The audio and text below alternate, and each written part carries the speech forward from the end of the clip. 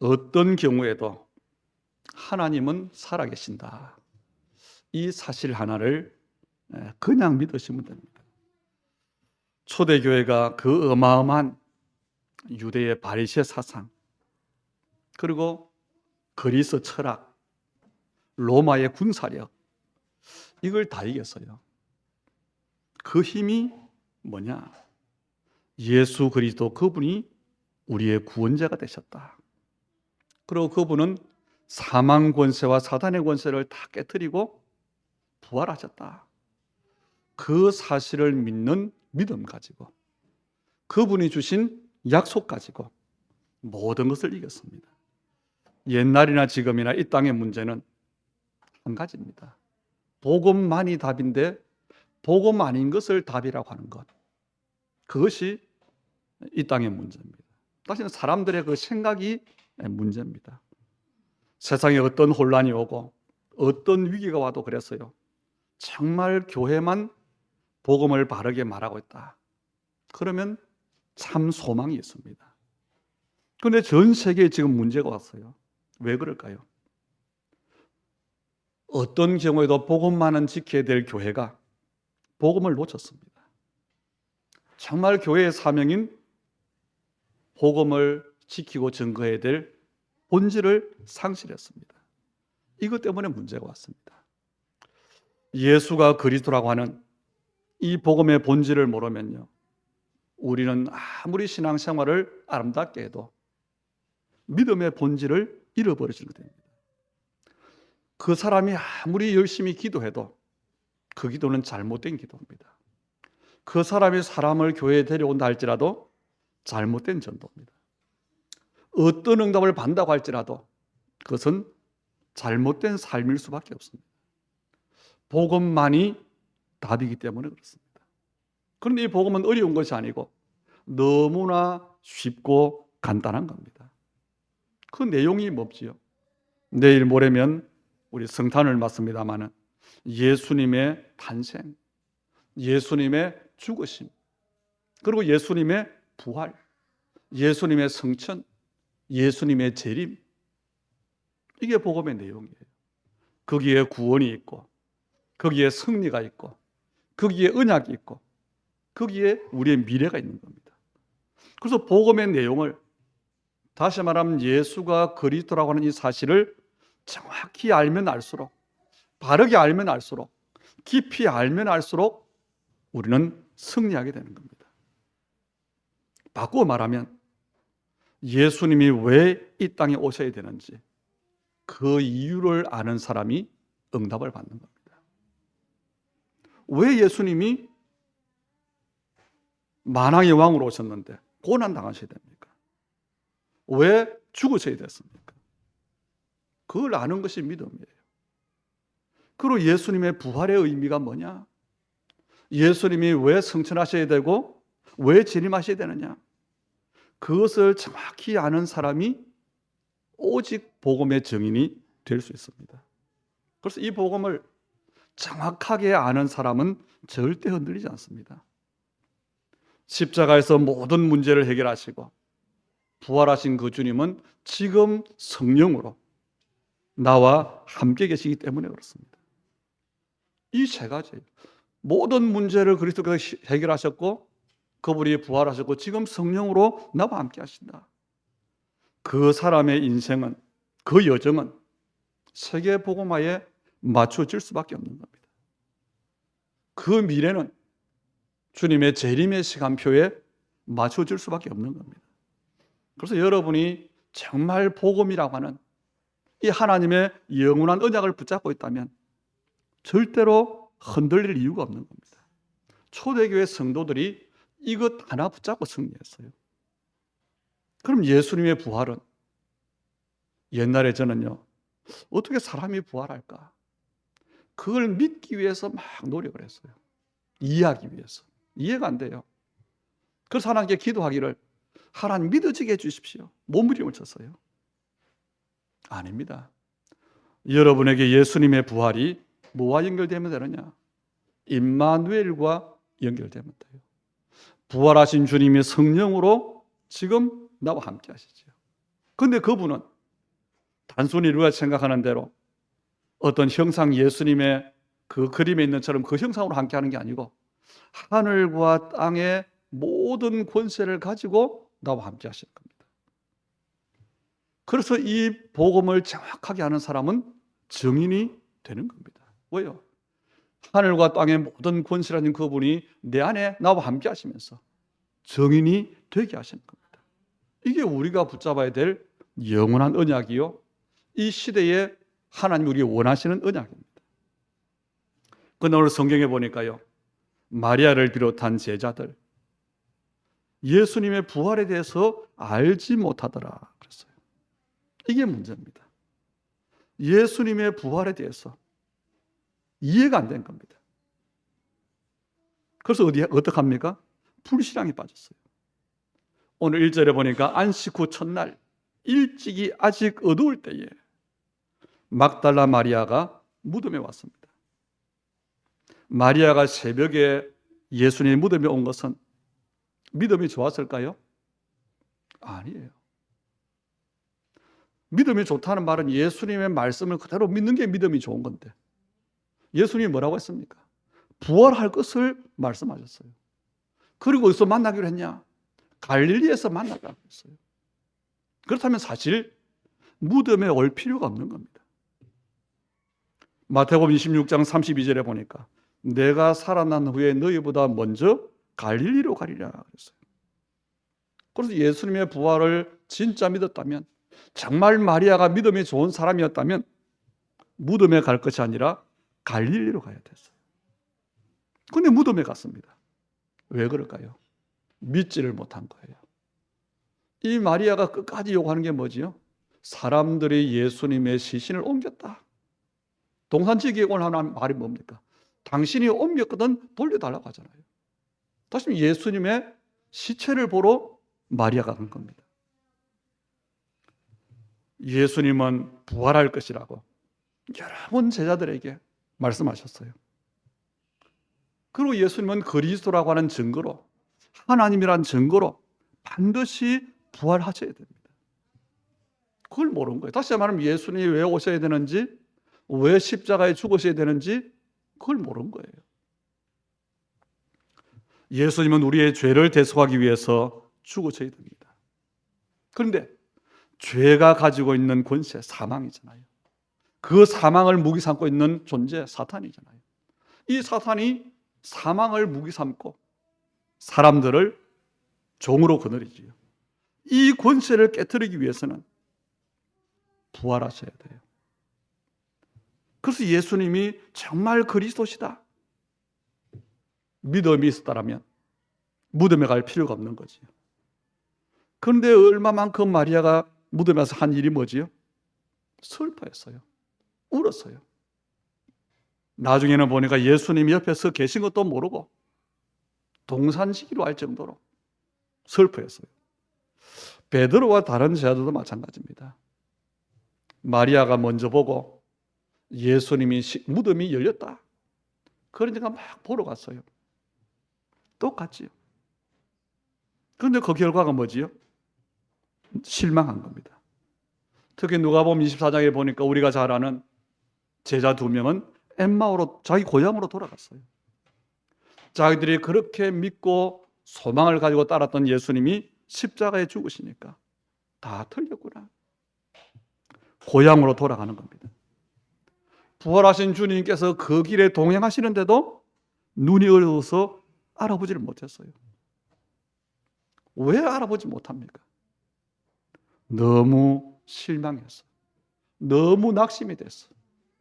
그리고 또 한편으로는 너무 인간적으로 슬펐어. 마리아도 마찬가지입니다. 너무 낙심이 되어서 그렇게 주님을 사랑했는데 떠나가셨어요. 그래서 알아보지를 못하는 겁니다. 이 모든 것을 성경은 오늘 말하지요. 예수님의 부활에 대해서 알지 못하더라. 무지한 겁니다. 우리의 신앙생활도 마찬가지예요. 왜 교회를 다니면서 흔들립니까? 왜 예수를 믿으면서 갈등합니까? 복음을 정확히 모르는 겁니다.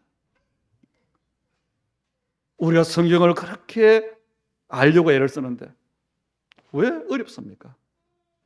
예수님의 부활을 모르면 말씀은 이해가 안 되는 게 참 많아요. 다시 말하면 예수님의 부활이 안 믿어진다는 말은 복음이 나의 것이 되지 못했다는 말입니다. 오늘 9절에 보니까 이 마리아와 제자의 모습을 한마디로 말하면 그들은 성경에 그가 죽은 자 가운데서 살아나리라 하신 말씀을 아직 알지 못하더라. 사람으로 이해를 못하는데 언제 압니까? 체험을 해야 알아요. 부활하신 주님을 아는데 아직 알지 못하더라. 다시 말하면 복음을 머리로 아는데 내가 복음 속으로 들어가지 않으면 이런 일이 납니다. 내가 예수를 믿는데, 내가 교회를 다니는데, 예수는 모든 문제 해결자라고 이해를 했는데 문제가 생기면 당황이 돼요. 문제를 만나면 가슴이 철렁합니다. 그래서 가장 먼저 하는 게 뭐냐? 어떻게 해결할까? 대책을 세워요. 그리고 방법이 사람을 찾아다닙니다. 이 모습이 우리에게 얼마나 많은지 모릅니다. 여러분, 진짜로 예수를 믿어야 됩니다. 그 믿는 말은 내게 억지로 믿음을 달라는 게 아니고 예수님의 탄생과 그리고 고난과 죽으심과 부활과 성천과 재림, 성경에 있잖아요. 이 예수님에 대한 말씀을 그대로 믿으면 돼요. 그걸 우리는 다른 말로 개인 복음화라고 합니다. 이런 성도가 다 되어졌다. 그게 성전 회복입니다. 그게 교회 회복입니다. 왜냐? 말씀대로 믿으면 그 말씀이 응답으로 하나님이 역사하시기 때문에 그렇습니다. 그래서 그 복음의 역사를 체험한 사람들은 일평생 그리스도만 말할 수밖에 없게 되는 겁니다. 오늘 15절도 보세요. 부활을 알지 못해서 믿지 못하는 마리아가 슬픔에 잠겨서 예수님을 몰라보잖아요. 가장 예수님 가까이 따랐던 마리아가 예수님을 몰라봤다. 여러분 이해가 됩니까? 그런데 저는 이해가 돼요. 왜 그렇지요? 지금 우리가 예수를 믿고 10년, 20년, 30년 그 이상 교회를 다니는데 예수님이 지금 나와 함께 하시는데 그걸 못 알아보고 있잖아요. 그래서 하나님이 없는 것처럼 살잖아요. 사람 눈만 의식하고 살잖아요. 그러니까 어디에 속습니까? 주님이 나와 함께한 사실을 못 알아보니까 환경에 속는 겁니다. 현실 문제에 급급한 겁니다. 그래서 믿음 대신에 사람을 의지하는 겁니다. 아무것도 아닌 작은 일에 집착하게 되는 겁니다. 왜요? 예수님이 안 보이기 때문에 그렇습니다. 왜 안 보일까요? 믿음의 눈이, 영적인 눈이 열리지 않아서 그렇습니다. 복음을 이해한 만큼 믿음의 눈이 열립니다. 그래서 우리는 오늘 부활에 대해서 알아야 됩니다. 예수님의 부활의 가장 큰 의미는 하나잖아요. 뭐지요? 부활하셨다. 무슨 말입니까? 죽으신 것이 아니라 지금 살아계시다는 겁니다. 이게 부활의 핵심이에요. 주님은 지금 살아계십니다. 그 주님이 나와 함께 하십니다. 그 주님이 실수하지 않습니다. 그래서 예수님의 부활을 가장 쉽게 이야기하는 뭐라고요? 임마누엘을 이해하는 겁니다. 예수님은 왜 죽으셔야 됩니까? 우리의 죄 때문에, 죄의 사건 사망이기 때문에 내 죄가 내 대신 죽으신 거예요. 창세기 2장 17절에 보니까 선악과의 언약 그걸 깨트리는 날 정령 죽으리라 그랬잖아요. 그런데 깨트렸어요. 그래서 모든 인간은 죽어야 되는 겁니다.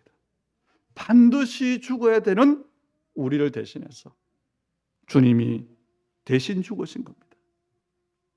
그래서 예수님의 죽으심으로 죄 문제로 죽어야 했던 우리의 옛사람이 로마서에 보니까 그리스도와 연합되어져서 십자가에 못 박혔다.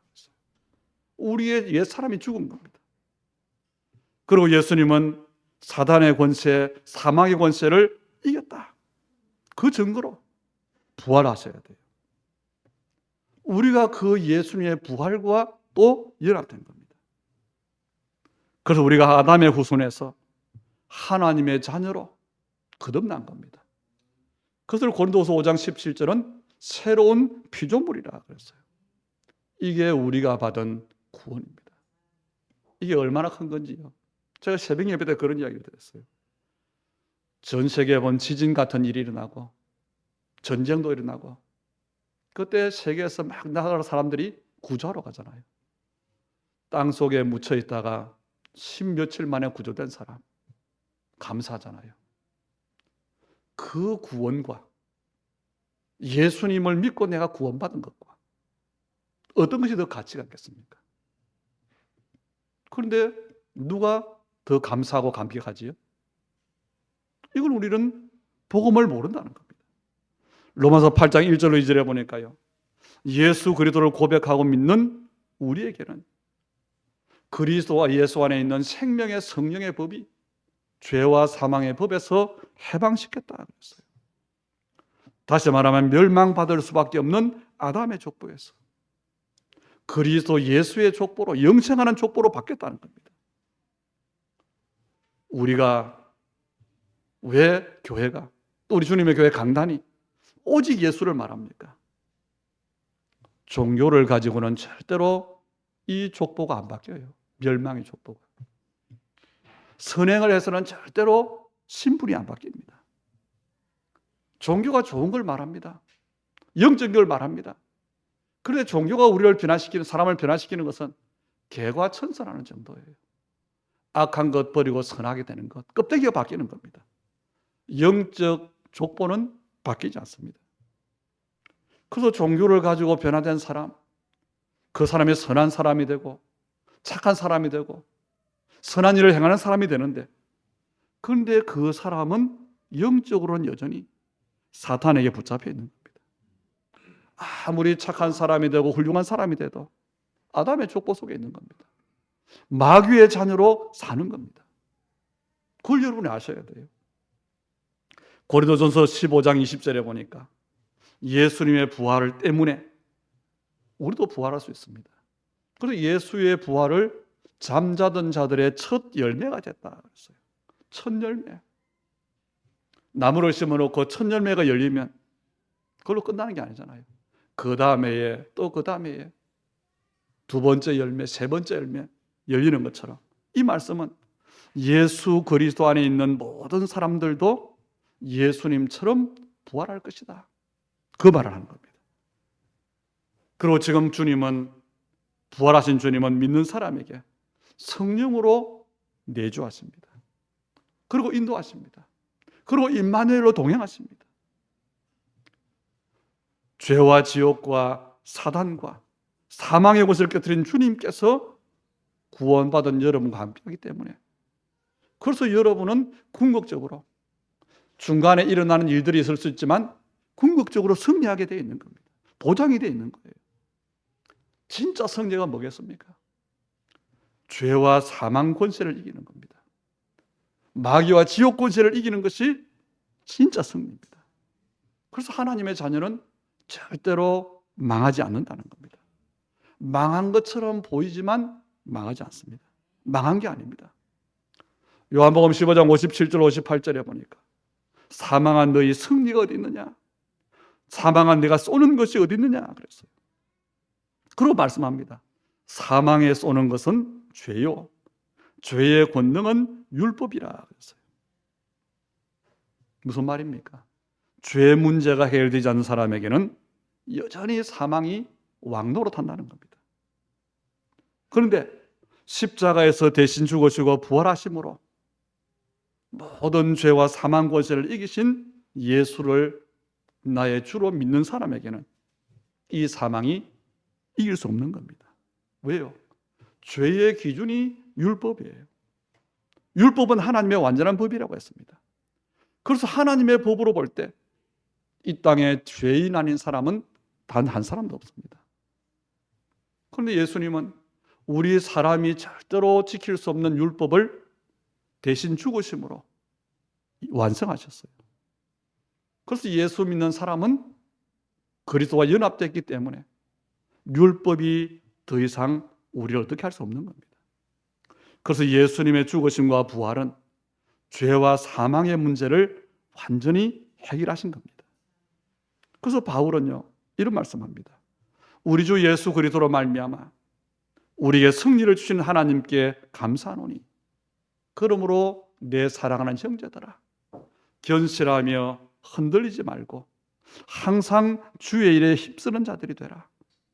이런 너희의 수고가 주 안에서 헛되지 않은 줄 알미라 그랬어요. 그리스도로 말미암아 하나님 우리에게 승리를 주신 겁니다. 그래서 어떤 일에서 흔들지 말라는 겁니다. 그리고 가치 있는 일은 주의 일을 힘쓰는 것이라는 겁니다. 절대로 흔들지 마시기를 축원합니다. 우리는 연약해요. 실수도 많이 합니다. 또는 약하기 때문에 죄도 짓습니다. 부끄러운 것도 많습니다. 그건 우리의 사실이에요. 그래도 우리는 승리할 수밖에 없는 겁니다. 왜 그렇지요? 우리의 공로가 아니고 내 의가 아니고 예수님의 죽으심과 부활이 완전한 구원이기 때문에, 완전한 복음이기 때문에, 그래서 흔들지 말라고 하는 겁니다. 이 주님의 부활을 날마다 다시 말하면 모든 환경 가운데서 누릴 수 있기를 축복합니다. 모든 일 속에서, 모든 만남 속에서 이제는 실제로 누리셔야 돼요. 오늘 주님은 안식 후 첫날 새벽에 부활하셨다 그랬죠. 안식일은 토요일입니다. 안식 후 첫날 언제지요? 일요일이잖아요. 주님은 일요일에 부활하셨어요. 그래서 우리가 구약에는 하나님의 백성들이 안식일을 지켰는데 우리는 일요일에 예배를 드리는 겁니다. 그런데 그 안식일을 들고 나와서 주장하는 그런 단체가 있지. 그래서 우리가 안식일은 뭐 어떻게 하냐? 구약 개념으로 봐야 됩니다. 우리가 치유일을 지키는 것은 안식일을 무시하는 게 아니고 안식일 정신을 그대로 이어받았는데 주님이 부활하신 그 날에 우리는 예배하는 겁니다. 그런데 왜 일요일, 즉 주일로 바뀌었을까요? 그게 바로 이 예수님의 사건 때문에 그래요. 예수님의 죽으심과 부활 사건을 통해서 창세기 3장에서 잃어버렸던 모든 것, 그것이 회복됐기 때문에 그 날을 주의 날이라고 하는 겁니다. 또 어떤 사람은 역사적으로 이걸 시비 거는 사람도 있어요. 일요일은 고대 로마의 태양신을 섬기던 날이다. 그래도 상관없습니다. 만왕의 왕이신 주님이 부활하심으로 재창조에서 일어났어요. 그리고 우리에게 하나님의 참 안식이 주어졌습니다. 오늘 주님이 뭐라고 하지요? 평안을 너에게 주노라 그랬어요. 근데 여러분은 일요일과 주일을 분별할 줄 알아야 돼요. 아니 같은 날인데 오늘 일요일이잖아요. 오늘 주일이잖아요. 차이가 뭘까요? 일요일은 불신자들이 말하는 겁니다. 노는 날이에요. 주일은 하나님께 예배하는 날입니다. 그냥 예배 드리는 날이 아니고 주님이 부활하신 그날 주님의 부활의 권능에 동참하는 날입니다. 이게 주일이에요.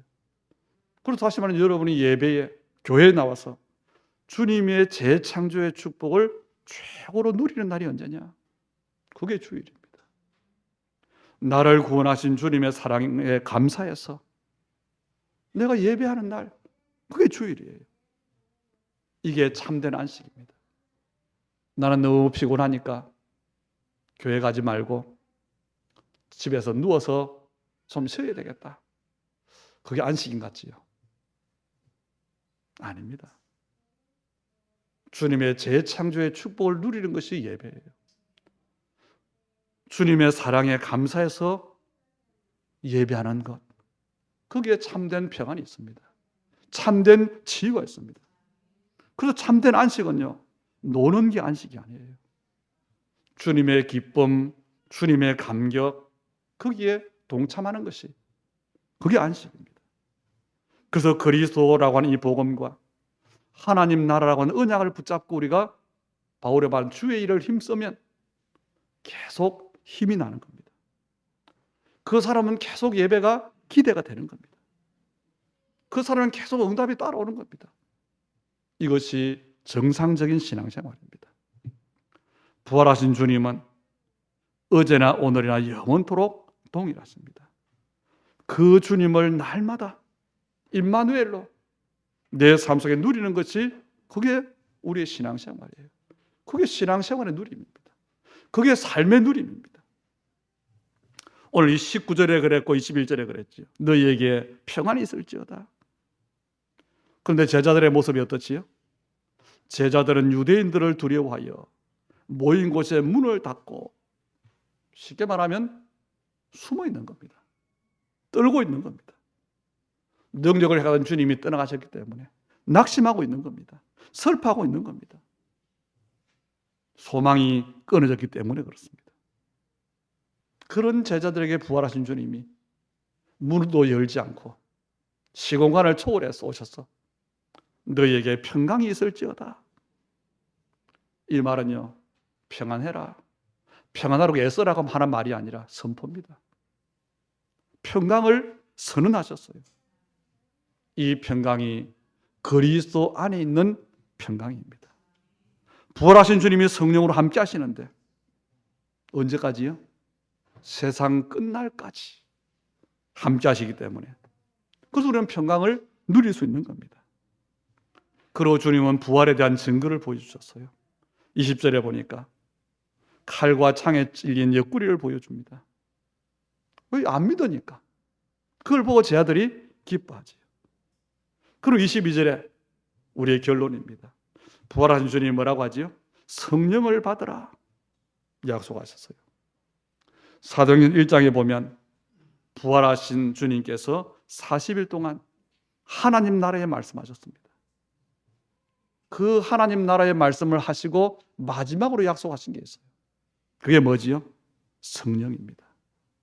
너희는 성령이 임할 때까지 예루살렘을 떠나지 말고 아버지의 약속하신 것을 기다리라 그랬어요.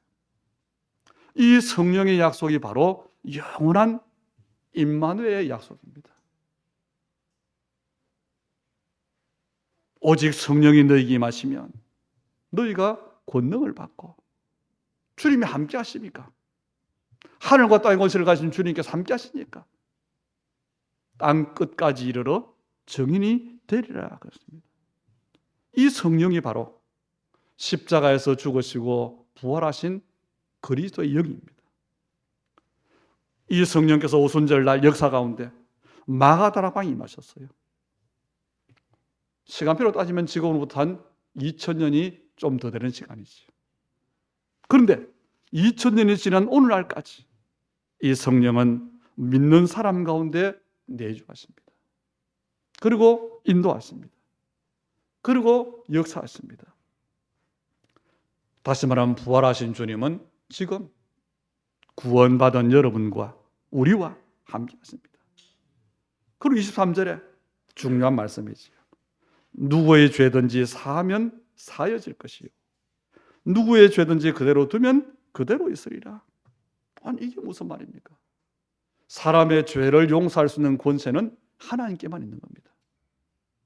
그리스도만 우리의 죄 문제를 해결할 수 있는 겁니다. 그런데 부활하신 주님께서 믿는 사람에게 이 말씀을 하셨어요. 예수를 믿는 하나님 자녀에게, 전도자에게 죄 사함의 권세를 주신 겁니다. 그래서 우리는 그리스도의 대사입니다. 그래서 우리는 전도자입니다. 그래서 우리는 증인입니다.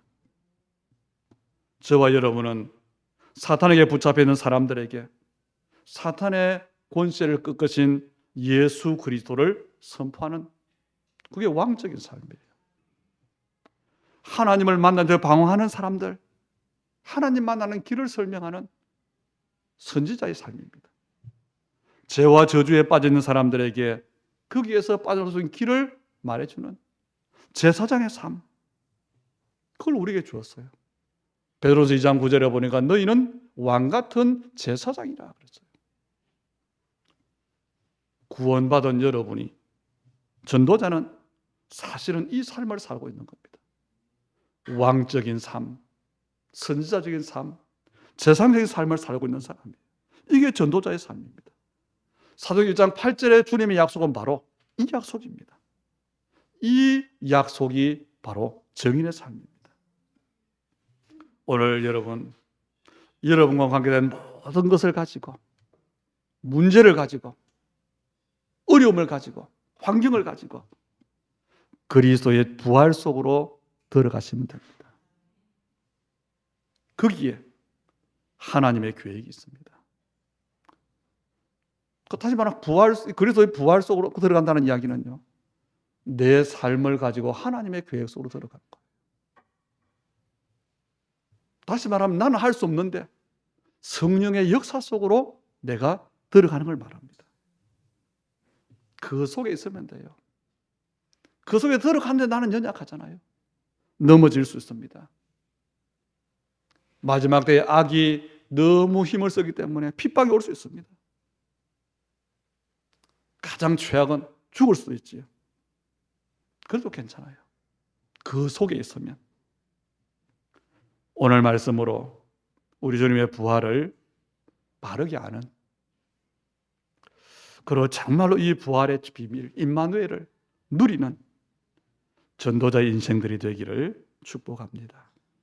그건 내가 예수 믿는 것, 내가 교회 다니는 것, 나는 아닌 것 같은데 전도자라고 하는 것, 렘넌트라고 하는 것, 이게요 얼마만큼 가치 있는 인생인지 여러분이 정말 확인할 수 있기를 축복합니다. 그래서 다른 것으로 절대로 안 되기 때문에 이 시대에 하나님 나라가 임해야 되는데 거기에 끝까지 증인으로 응답받는 여러분 다 되시기를 주의 이름으로 축복합니다. 살아계신 아버지 하나님, 우리의 구원을 두고 다시 한번 확인케 하시니 찬양을 드립니다. 주님의 그 죽으심이 어떤가를 지난주에 저희들이 살폈고, 예수의 이 부활이 무엇인가를 오늘 또한 하나님 말씀으로 확인해 사오니 부활의 증인으로 살도록 우리의 모든 것 가지고 부활 속으로 들어가는 그 하나님 나라, 하나님의 계획 속에서, 하나님의 역사 속에서 승리하는 증인들이 되도록 축복해 주시옵소서. 오늘 우리 예물 드림을 하나님 단순한 예물이 아니라 우리의 삶의 고백으로 드리는 우리의 중심을, 우리 전도자의 삶을 주님 능한 손에 붙잡으시고 그 믿음을 기억하시고 정말 하나님 나라의 증인 되기까지 그들의 일과 삶을, 그들의 가정과 업을, 그들의 인생과 후대를 두고 주님 오직 복음의 축복, 오직 하나님 나라의 증거로 땅끝까지 증인되는 응답을 허락해 주옵소서.